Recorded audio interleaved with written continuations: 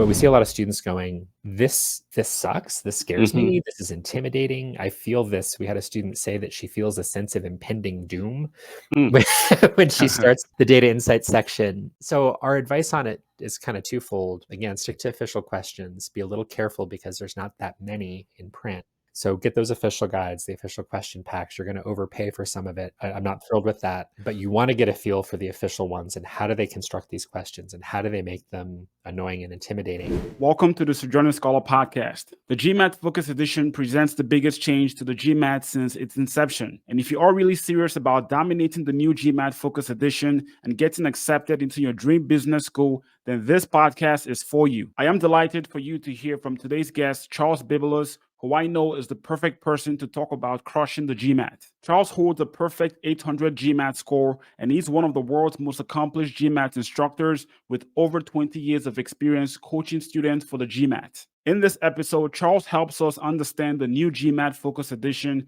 and holds nothing back in giving us his best kept secrets for crushing the GMAT Focus edition. We also dive into the hot topic of choosing between the new GMAT Focus edition or the new GRE, and how to set yourself up for success on your business school application. So sit back and don't skip a bit on this one. Charles, how's it going? Welcome to the podcast. Going great. Thanks so much for having me, Chucky. Fantastic. Charles, before we dive deeper, can you give us a brief background? Tell us about your educational experience and what got you into test prepping. Yeah. So funny story. I went to Stanford for my undergraduate degree and dropped out to become a professional dancer. And I swear this is relevant. And not a very high level professional dancer. So I was think of it as like the minor league baseball equivalent, but in dance. I wasn't getting paid all that well. And I needed something that would fit with my schedule. And I randomly got approached by somebody who ran a test prep company. This is about 22 years ago, 23 years ago, something like that. And it was the perfect thing that kind of fit in alongside my dance career where I was touring and rehearsing and having performances and whatever. So that's how I got into test prep a long, long time ago. So I worked for a big company for a year or two and then kind of realized that I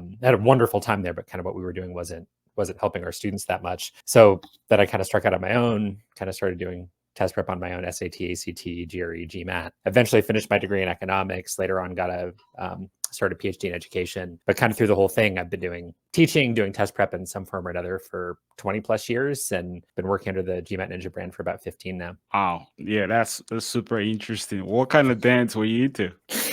So I was doing mostly trapeze dance at the time. So I was in an aerial modern dance company and, so kind of a mix of, dancing on the ground and then we'd end up in a trapeze. Okay. So I did that for a few years and then some funny hand injuries kind of ended my career doing that. And I tried other kinds of dance and I was pretty much terrible at all of them and decided to stick to teaching after that. Wow. That's fascinating. When it comes to like teaching the GMAT and the GRE, were you thinking of going to grad school at some point in your educational career? That's funny. When I was an undergrad for me was two different chunks, right? So kind of in my late teens, early 20s, and then kind of post-dance career in my mid to late 20s. Honestly, no. At the time, it never crossed my mind. When I started doing test prep during my dance career, it was just kind of something I fell into because back then, so we're talking 2001, 2002, the GRE and SAT and GMAT were all much more similar than they are today. All three of those tests have evolved quite a bit over the last 20 plus years. At the time, the company I worked for kind of said, if you can teach one, you can teach them all, which wasn't necessarily totally accurate at the time, but they basically gave us the same questions to work through with students for all three tests. So that's how I ended up doing GRE and GMAT. And for whatever reason, I kind of clicked more with that audience at the time, and they had me teaching a lot of GRE and GMAT classes. And that just kind of stuck. So even though grad school wasn't on my radar screen until much later, I kind of got interested in education policy and pursued a doctorate in education. That was much, much later. It wasn't on my radar screen at all as an undergraduate. And by the time I started grad school myself, I'd been teaching test prep for about 12 years. So oddly enough, the two are totally unrelated. Never would have thought that. Very interesting. So when it comes to test prep and the GMAT, 2023 and 2024, those 2 years have been, have brought probably the most amount of changes in the test prep industry, from the SAT changing, going digital, to the GRE going shorter, GMAT no different, LSAT, a lot of these exams. What's the deal with the GMAT Focus edition? Why do you think this new change happened? If you want to be kind of a glass half full type and give GMAT, the organization that creates the GMAT, if you want to be really positive about it, they were trying to implement a bunch of changes that are better for test takers. So they made the exam shorter, which everybody's happy about, and they tried to shift the content a little bit so that it's a little bit more real world and aligns a little bit better to what you'll be doing in business school. So they got rid of things that that I think honestly were and kind of seem superfluous. So there used to be a question called sentence correction, where you're basically correcting grammar and sentence structure, which doesn't really correlate to your business schools or success in business. They got rid of geometry, which isn't something you're ever going to do in business school or beyond in all likelihood, other than maybe helping your kid in math later, but has nothing to do with business in most cases. So they got rid of that. They added a section called data insights, where they basically give you graphs and charts and mountains of information and say, can you process this as you might in the real world? So they were trying to line it more to business skills, make the test shorter. They give test takers better data after their exam now, which I think is pretty cool. So, and you can choose any section order you want. So there were a bunch of very friendly features for test takers and ways in which the test aligns better to business school. And I think all those things are true, by the way. I like most of the changes they've made from the perspective of a test taker. The other reason they did it, in all honesty, is that the number of GMAT exams taken went down by about 50% from 2019 until 2022. So I think GMAT was also partly trying to regain some of their market share, because a lot of MBA applicants were either going test optional, applying without an exam at all, or using the GRE or something called the executive assessment, which is a little niche test, or LSAT or SAT scores. A lot of business schools would accept anything. So they're trying to realign the test a little bit more closely to business school instruction, to say, hey, you should take this test and try to get some market share back, was, I think, part of their motivations as well. That makes a lot of sense. Similar with the GRE as well. I think those two have been going head to head for a while. So Yeah. when it comes to the format of these, the new GMAT Focus edition, can we do like an apples to apples comparison between the legacy GMAT and the Focus edition based on sections that have changed? Yeah, absolutely. So big change number one, old GMAT had analytical writing. So you'd write a 30-minute essay. That's gone. There was a section on the old GMAT called integrated reasoning, and that was a 30-minute section, but it didn't count towards your composite score. So we'll hold on to that for a second. I'll circle back to it in a moment.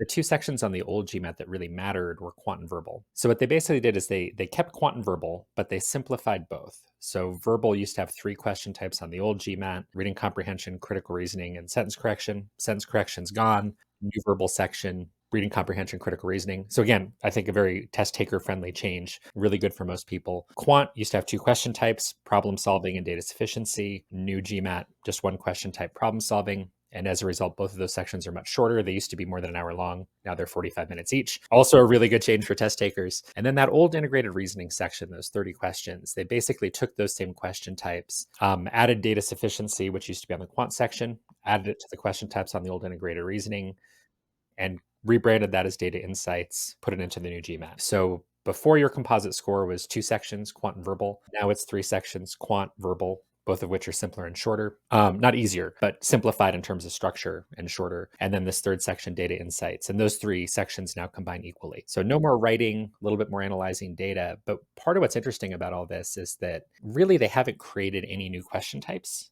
There's really not new content. They've actually removed some content: geometry, sense correction, writing.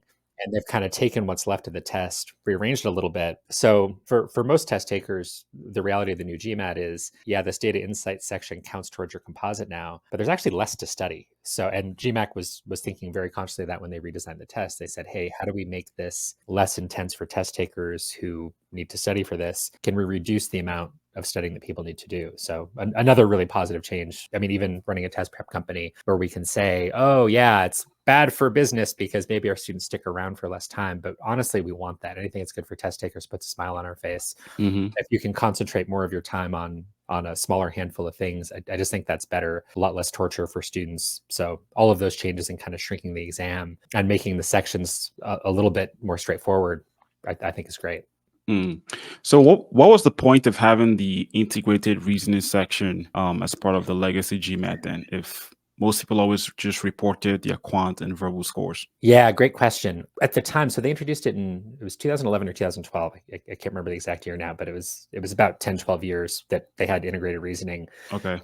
So you got a separate subscore on a scale of 1 to 8. And kind of as that 12-year period went by, schools were using it some. It just didn't count for that composite score. And it's the composite score that goes into rankings, and it's on that familiar 200, 800 scale that we all know really well, and immediately, for better or worse, judge candidates based on what we see in that number. So extra piece of information that some schools found valuable as they got used to it. Honestly, at the time when they released it, I thought, this looks like a pilot to me. It looks like something that they're experimenting with to kind of say, all right, we're going to have students take this section, and over time, can we start to see a correlation between students' performance on this integrated reasoning section and things that are of interest to MBA programs. So their performance, their grades, maybe even their post-MBA outcomes. And my understanding is that they did see that. So as that first decade of integrated reasoning went by, they said, hey, we're onto something here. This is measuring something that we're interested in. And this could be really valuable information for business schools. So I kind of saw that period of having integrated reasoning as essentially a pilot for what became data insights.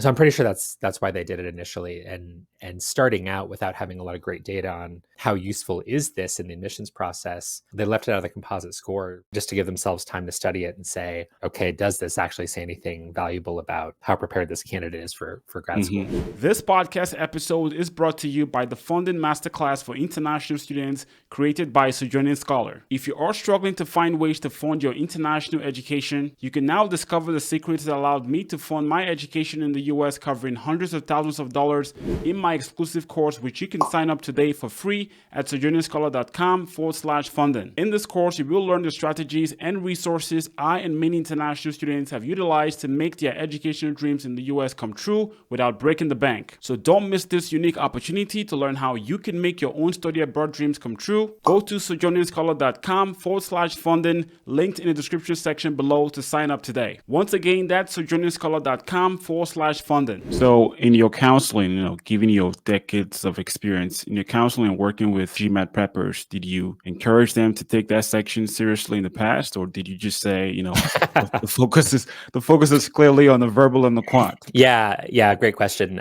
No, really, we were telling students, don't waste any of your time or very, very little of your time on integrated reasoning and writing, because those two sections had such little impact on admissions. Watching candidates year after year, we'd kind of say, hey, look, you don't want to embarrass yourself. I think it sends a really bad message if you get 0 out of 6 on your essay or 0 out of 8 on your integrated reasoning. So do it, take it, put energy into it during that half hour on your exam. Okay. But you really don't need to study for it, because if you have good skills in quant and verbal good enough to get a competitive score for top programs, you're going to do at least pretty well on integrated reasoning and AWA, and it wasn't worth any real study time. And depending on the student, we might advise them to put it at the beginning of the test or the end of the test, depending on whether they kind of wanted to warm up before the stakes got higher, or whether they wanted to do it at the end after the important stuff. But that was really it. I'd say probably, over the last, until the GMAT Focus came into being in the last few months. Before that, we probably spent maybe 1% of our time coaching students on writing and integrated reasoning combined. And usually it was just around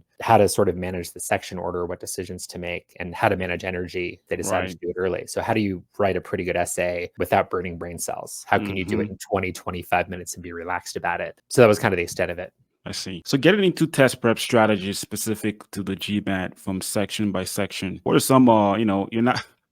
Charles is obviously not going to give all his good secrets, so let's just but he's going to be graceful enough to give us just a little bit for free. So can we just go into section by section? What are some things you've seen working for each of those sections? Yeah, and I'll be honest, Jackie, like I don't mind giving up all of our secrets. So we basically put out everything as honestly as we can in free videos. We love doing that. So for people that, especially international students who can't afford test prep, and we've got a full free course up on our YouTube page, and we don't hold anything back. I mean, the difference between that and one-on-one tutoring is when we're talking through a camera, I can't know exactly why some individual watching is struggling, but we don't really hide anything. So we've given up all of our secrets. I think 5 years ago, I might have said, yeah, I've got a few that I hold back. Now they're all out there now. So all of our really the things that I think we sort of stumbled into as unique ways of teaching things we thought were really cool, we just started putting it out there and saying, hey, here it is for free. Enjoy, guys. So holding nothing back at all.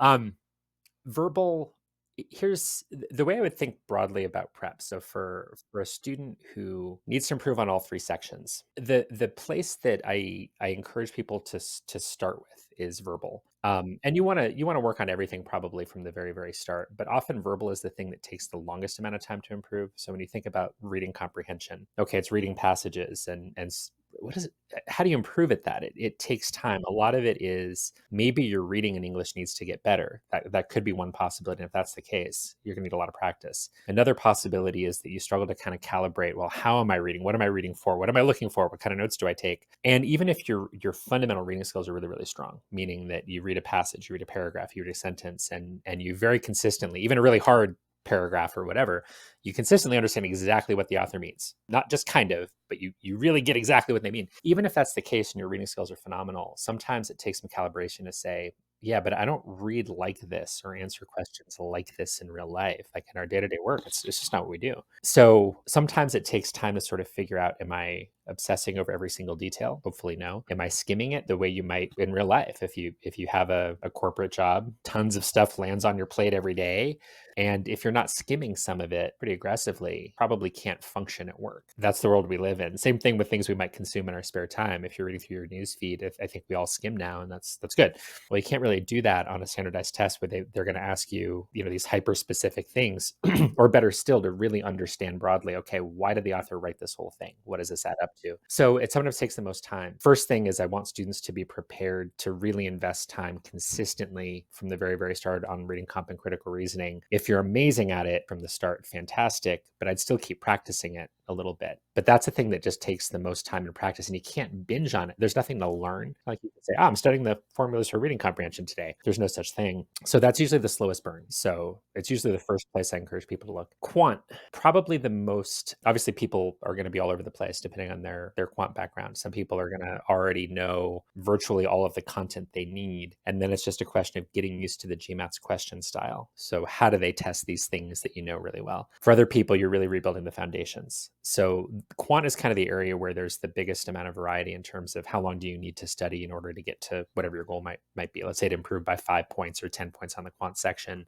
People might be all over the place. Maybe it's just calibrating to the test. Maybe it's you need 6 months of relearning your algebra or whatever. Verbal, I think it's really crucial to use official questions only. So the people who write these tests, they spend about $3,000 roughly developing and testing and honing every individual test question. When you think about what test prep companies can do, it's going to be a tiny fraction of that. Verbal, if you're practicing with non-official questions, you're going to kind of get the wrong idea of what it's really about. So always use official stuff. If you need more than just the GMAT official questions, you can use LSAT questions. They're very, very similar for reading comp and critical reasoning. Quant, if you need some extra practice material from whatever test prep company you'd like, that's totally fine. That's healthy. That can be okay. But quant, you're going to have a ton of variety there. Now, data insights, I guess the one big piece of advice there is it's an adaptive test. So Chucky, since you're an engineer, I'll pick on engineers.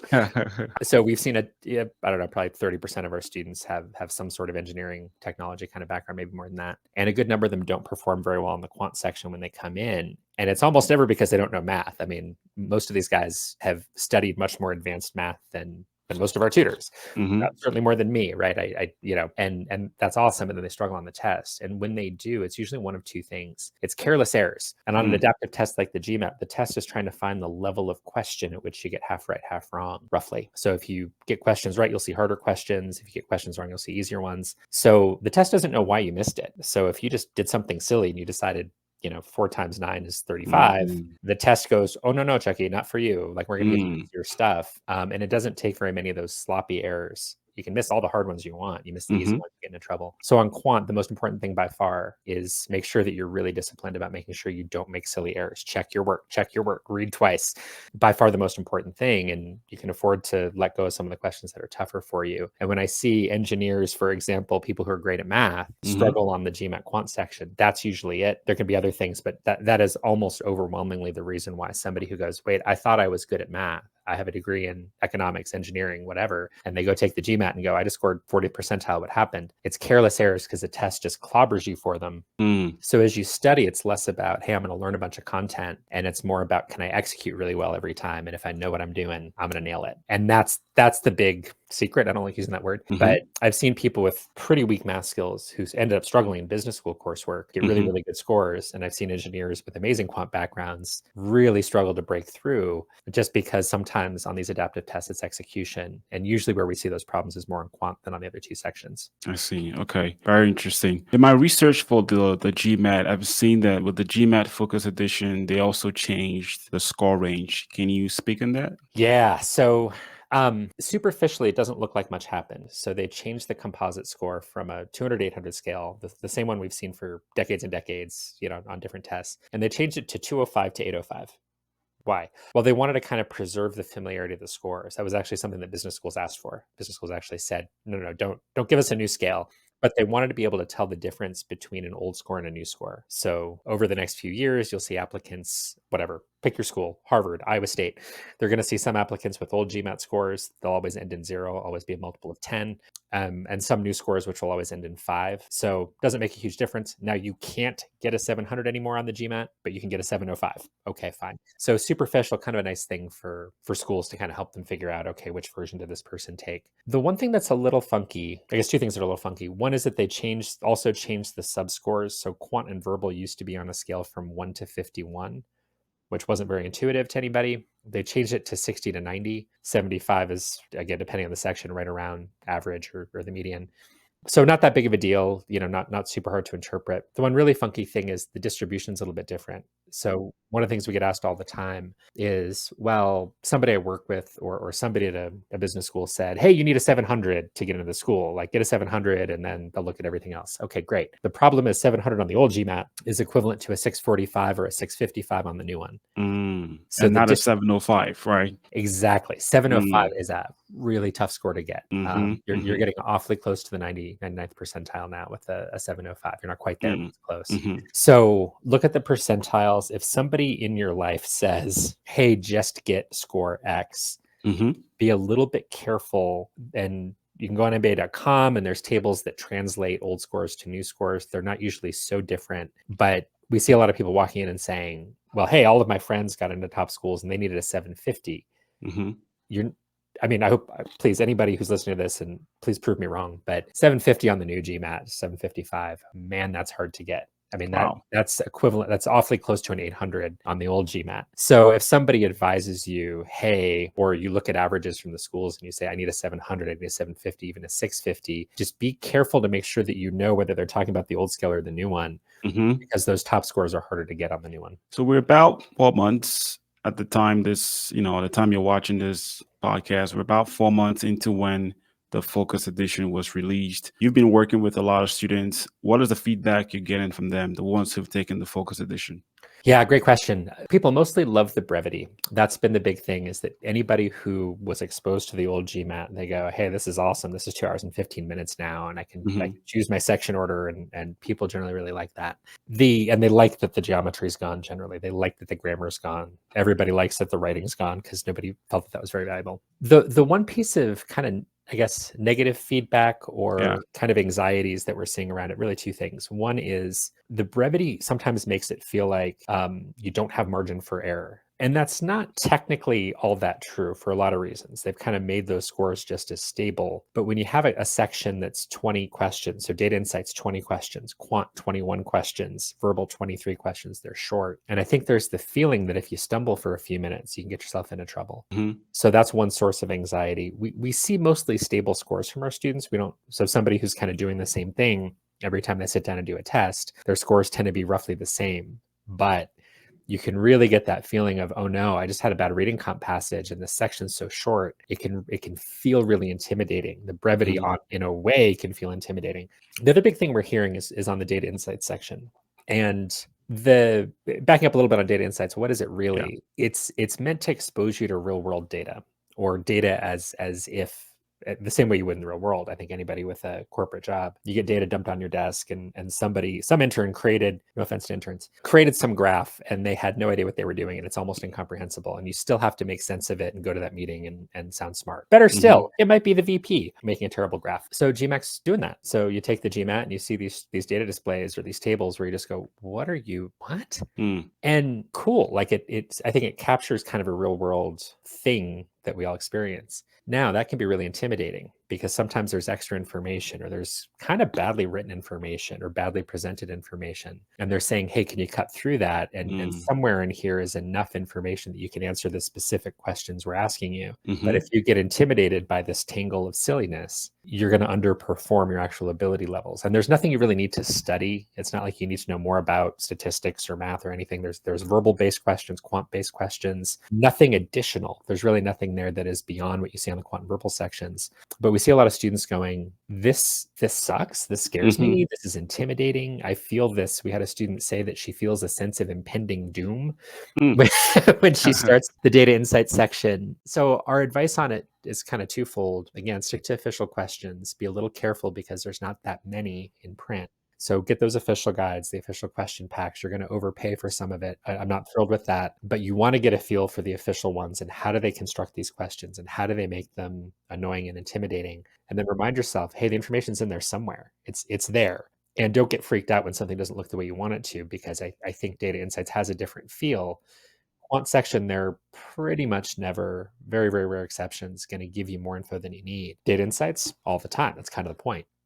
And a lot of people get intimidated by it. And it's really just a question of take a deep breath, practice the official ones enough that you get a feel for it, and you're going to be okay. I think in the early days when, the last 4 months since the GMAT Focus has been around, where we have students that maybe studied for the classic GMAT and switched over to the Focus and they go, whoa, whoa, whoa, this doesn't feel like the same test I was studying for. And they have a point. But I think it's students who are just starting now when the Focus is the only game in town, I think are at an advantage because you can kind of say, all right, let me calibrate my mindset. When I see Data Insights questions, I understand from the start that these are going to be messed up. Like these aren't going to feel right. These are going to feel weird. And it's in there somewhere. And as long as I take a breath and look for the information I really need, I'll be okay. Mm-hmm. And also keeping in mind, hey, adaptive test, don't be a perfectionist. If your goal is to get, let's say, a 600 or a 650, which are great scores, yeah, you're not going to get every question right. That's okay. Right. If something doesn't make any sense to you, guess, move on. You can circle back and change up to 3 answers per section. Mm-hmm. Another change they made that's really, really nice. So my advice on the Data Insights is obviously stick to the official stuff. Don't let yourself get intimidated.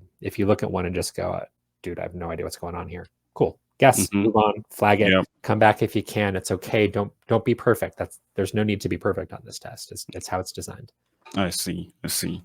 Now, this is a question you probably get a lot, being that you also teach the GRE versus GMAT. My business school is open to accepting both of those test scores from both of those exams. Which one should I take? Yeah, great question. What we've always said about it, specifically for the MBA or for really any program that accepts both, if you can get an elite score for your target program, whatever that might be. So whether it's an MBA, a master's in management, finance, whatever it might be, PhD program, on the GMAT, take the GMAT if you can get an elite score, because it is widely recognized that the GMAT is the test that aligns more closely to business education. Schools are by and large going to think of it as more impressive. You can get a great score there. GMAT tends to be more important in, let's say, MBA ranking systems historically. So if you can knock the cover off the GMAT, do it. Don't even think about the GRE. What we start to get into, and pretty much on a case-by-case basis as we advise students, is that human beings looking at test scores tend to have these visceral reactions to things. And 700 has historically been this important threshold to us in American education culture. And by the way, I think that's a problem. I don't think that's healthy at all, but that's another conversation for another day. So when somebody, an American person on an American admissions committee sees the number 700, 705, 700 plus, they have an immediate judgment. This person's great at this stuff. Round numbers matter. Do we understand the difference between a 725 and a 705? Not really. What does that mean? But we just kind of go, above a 700, that's great. And that's been a lot of the way admissions works. Not to say you can't get in below a 700 to great schools. Of course you can, especially on the Focus. But we have these immediate reactions. Okay, the GRE is scaled differently. So both GRE sections, quant and verbal, on a scale from 130 to 170. What we've seen in MBA admissions over the years, and we're talking about elite schools, top 20 schools, let's say, is that 150 is average on each section, roughly. 170 is perfect, really hard score to get. There's only one more round number between those two. That's 160. Mm-hmm. So what we've seen for more than a decade now, since the GRE made inroads into business education, is when a strong candidate, we'll just say qualified candidate, not necessarily even strong for that school. When a qualified candidate checks the box by getting above 160 on both sections, the exam tends to become a non-issue. Okay. So usually if we see somebody who's qualified for the schools they're applying to in other ways, again, does the school really going to care that much about the distinction between a 163 and a 161? Not really. But if you can get past those round numbers, so the school can say, okay, you've checked the box, you're fine. That usually does the trick. So long story short, notice I'm not talking about the differences in content or structure or anything like that, because when we advise people, what drives the decision is where are you applying? What's the rest of your profile look like? What are you capable of doing on the GMAT? And if you're going to struggle to get to that elite GMAT score, we start looking at the GRE. And if we think we can help you get to something like a 160 or better on the GRE, and that's going to be something you can do faster, maybe more easily than getting to a comparable GMAT score, then yeah, you switch to the GRE. And in all honesty, for most people, 160, 160, that's roughly equivalent to a 600 on the GMAT Focus, very roughly. I want to be really careful that the tests are different enough, but I don't want to say, hey, you get a 160, 160 on the GRE, you will get a 600 on the GMAT. It's nowhere near that concrete, but in terms of very roughly on average, the difficulty, that's roughly the equivalence. But a 160, 160 is probably going to do more for you in admissions than a 600 on the GMAT. So we end up steering a lot of our students who come in and say, hey, I'm applying to business school, I'm gonna take the GMAT. And if they're either very limited on time or they start to struggle, again, relative to where they're applying and the rest of their profile, we'll say, have you thought about the GRE? And some people push back and say, no, I'm going to business school, I want to take the GMAT. And we'll say, I respect that. That's awesome. Just to let you know, I think in the space of a few months of studying or a couple of months of studying, we're going to improve your odds of getting into business school more with the GRE than the GMAT. So again, if somebody can get the elite GMAT score, great, go chase it. If you're struggling, look at the GRE, and you generally want to think about it in terms of those score thresholds where somebody goes, okay, you've checked the box and you'll be good. So again, for elite MBA programs, 160, 160 might be different for other programs where maybe they want to see 155s or 150, but it tends to operate for people more as kind of a vague threshold. Okay, I see. And speaking of checking boxes, when it comes to the different segments of your portfolio or applying to business school, what factor do you see test scores at when you compare them between the weighting that goes towards your interview, the weighting that goes towards your academic experience, your work experience, and your essays? Yeah, great question. The funny thing about test scores, I think they're best thought of in tandem with your academic background. So your GPA, where you went to school, what you studied. If you have a terrible GPA and you studied something non-quantitative, then it just in a vacuum, schools might look at that and say, hey, this is somebody who might really struggle in economics, accounting courses that we do in business school. Now we want to see the high GMAT GRE score, especially on quant to compensate.